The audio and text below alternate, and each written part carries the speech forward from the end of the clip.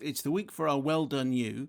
Yeah. This is where we just suggest a movie which has a U certificate, which everybody can watch. It's not necessarily pour les enfants, but it is pour tout le monde, and it is the U certificate. What is our Well Done You for this week?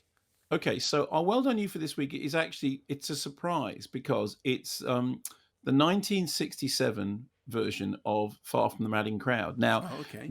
okay, so this came up not so long ago, although I say that's actually 5 years ago, when the new yes, I know for my in my head that's not so long ago. When the new version came out, I think you interviewed Kerry Mulligan for the new version. Am I right in thinking that? Yes, you would be right in Okay. thinking that.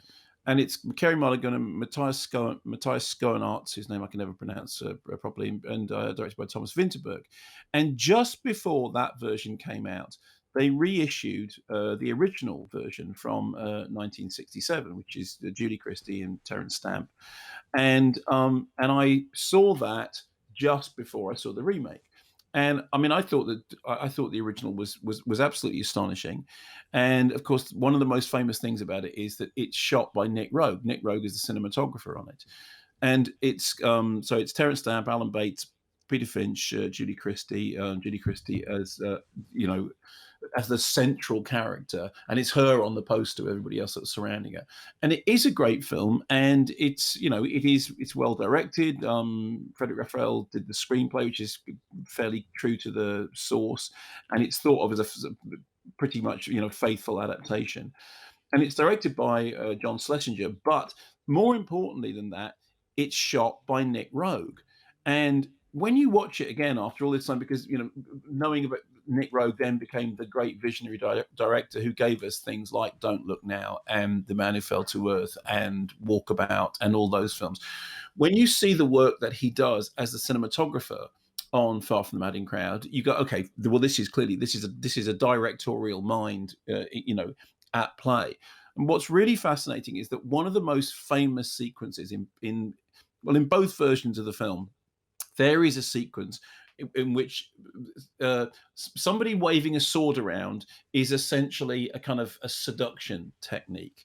And in the new version of it, there was a long discussion about how the new version, the most recent version, is rather more gropey, I think is the best way of explaining it. In the original version, what happens is that Julie Christie essentially watches Terence Stamp wave his sword around, and it is one of the most provocative sort of cinematic experiences. Brilliantly shot by Nick Rogue. And there's an interview that I found with Terence Stamp in which he said, yeah, well, basically what happened was um, we did it originally and it was done really, really quickly, and it wasn't very good. And Nick Rogue said to me, this scene really, this is the center of the piece, the whole thing, and it's really got to. So what he did was every time they had any time free or any time spare, Nick Rogue would go off with Terence Stamp and they would shoot a bit more of it, and it became this whole sort of central sequence. And it's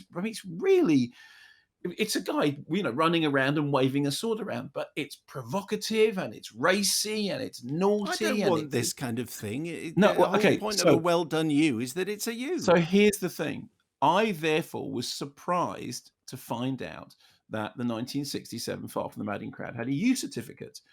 And I looked it up on the BBFC website. If you haven't been to the BBFC website before or recently, do go. It is absolutely terrific.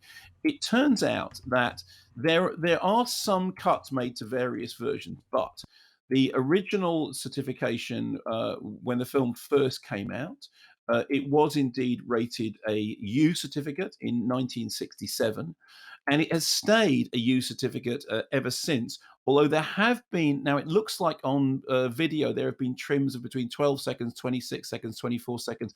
I'm not sure what they are. Quite often, that sort of thing is to do with historical stuff like horse falls.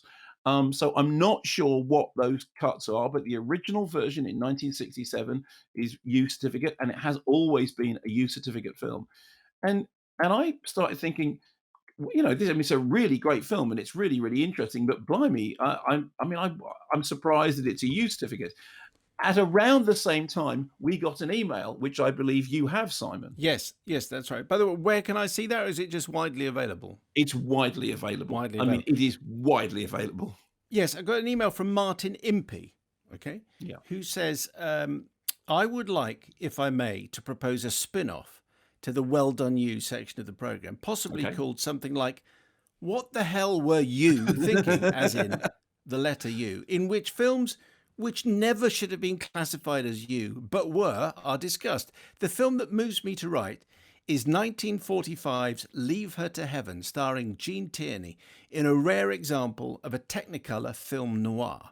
Despite proudly displaying its universal certificate from the BBFC, it is chock full of behaviour both aberrant and abhorrent, as Tierney's jealous and possessive nature wreaks havoc on those around her to the point of one of the most unsettling cold-blooded scenes of murder in cinema. All right, it could probably be defined as manslaughter, but the sheer coercion and intent involved in the death of a vulnerable teenager erases the difference to me. She's endlessly vindictive and manipulative to the point of harming an unborn child and framing others for a murder that never happened.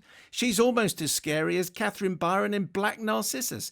How this disturbathon was ever granted the mildest certificate of them all boggles the mind. It's essentially Gone Girl made under the Hays Code, which is the kind of the moral code in the American film industry. Thanks for all the quarantainment, and hello through the letterbox to Jason. I think this is a really, really smart idea.